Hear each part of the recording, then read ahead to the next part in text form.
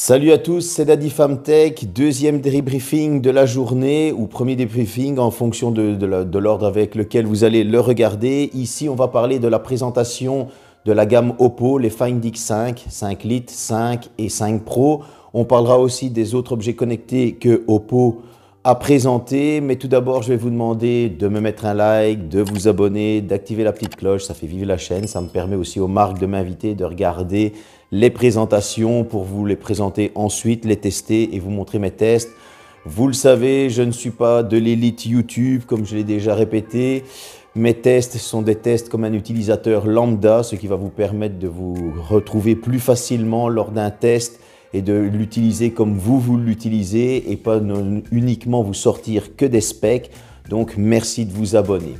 On va tout de suite parler du Oppo Find X5 Lite. On va monter en gamme et ensuite on parlera des objets connectés. Alors, le Oppo Find X5 Lite aura un écran de 6,43 pouces. Dans cet écran, il y aura un poinçon avec une caméra frontale de 32 mégapixels. Cet écran aura un taux de rafraîchissement de 90 Hz. C'est de l'AMOLED.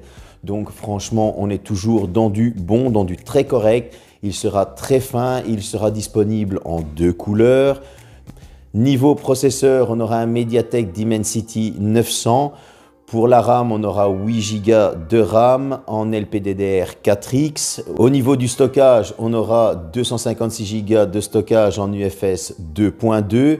Donc jusque-là, on est encore une fois dans un milieu de gamme qui propose quand même de très bonnes choses. Il a une batterie de 4500 mAh avec la charge SuperVOOC 65 watts, 50 watts et VOOC 33 watts. Donc il accepte différentes sortes de charges, ce qui est très prometteur aussi pour ce smartphone.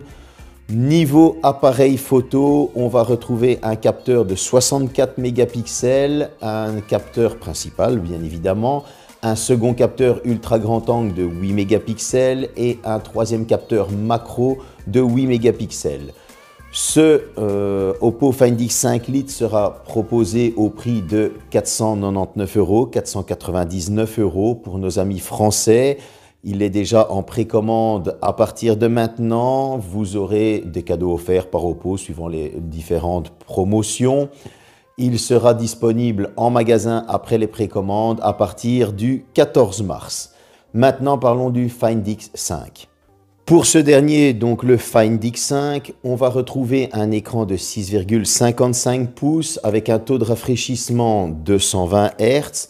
Il sera poinçonné, c'est de la molette forcément, mais il sera poinçonné d'un capteur de 32 mégapixels. Bon, jusque-là, on est dans franchement du correct, c'est du Full HD+. On va retrouver 256 Go de stockage en UFS 3.1, 8 Go de RAM en LPDDR5. Pour ce qui est du processeur, ce sera un Snapdragon 888 accompagné d'un GPU Adreno 660 qui fera tourner le tout. Mais il a en plus une puce dédiée pour la photo, la Mari Silicon X. Cette puce va améliorer, étudier vos photos avec une intelligence artificielle. Pour les trois capteurs, alors nous aurons un capteur principal de 50 mégapixels, un capteur ultra grand angle de 50 mégapixels et un capteur téléobjectif de 13 mégapixels. Encore une fois, on voit que Oppo essaye vraiment de s'imposer, de montrer ce qu'il sait faire parce qu'il est associé à Hasselblad. On pourra aussi filmer en 4K de nuit parce que cette vidéo sera améliorée. Encore une fois, on voit que Oppo en veut, on voit que Oppo veut passer devant. Pour ce qui est de la batterie, on a toujours une batterie de 4800 mAh avec une charge SuperVOOC 2.0 de 80 watts. Ça va être très rapide. Je suis déjà impatient de voir qu'est-ce que ça va donner au test de charge. Il ne faut pas oublier que Oppo annonce, comme pour le Find X5 Lite, 2 jours d'autonomie. Ça, je suis très impatient parce que mon ami ici, le S22 Ultra, n'est pas aux 2 jours annoncés. Donc, je suis très impatient de voir ce que Oppo va proposer vraiment à l'utilisation. Je suis très impatient de voir ça. Maintenant, au niveau du prix, on est sur un prix de 999 €, 999 € pour nos amis français. Donc voilà, on se rapproche de la barre des 1000. Donc vous vous doutez bien que le Find X5 Pro sera au-dessus des 1000, on en parle tout de suite. Ce dernier aura un écran de 6,7 pouces en AMOLED avec un taux de rafraîchissement de 120 Hz. Il est poinçonné aussi au niveau de la caméra frontale, c'est du 32 mégapixels. Pour le stockage, on va retrouver 256 Go de stockage en UFS 3.1. 12 Go de RAM en LPDDR5, on est encore en train de monter en gamme comme vous vous en rendez compte. Bon, ils n'ont pas lésiné sur les specs, clairement. Niveau processeur, on va retrouver un Qualcomm 8 Gen 1, donc la toute nouvelle génération de chez Qualcomm, accompagné d'un Adreno 730 et encore accompagné de cette fameuse puce Mari Silicon X qui va encore une fois analyser avec une intelligence artificielle vos photos pour les améliorer. C'est toujours au niveau de la photo une association avec Hasselblad comme pour le Find X5.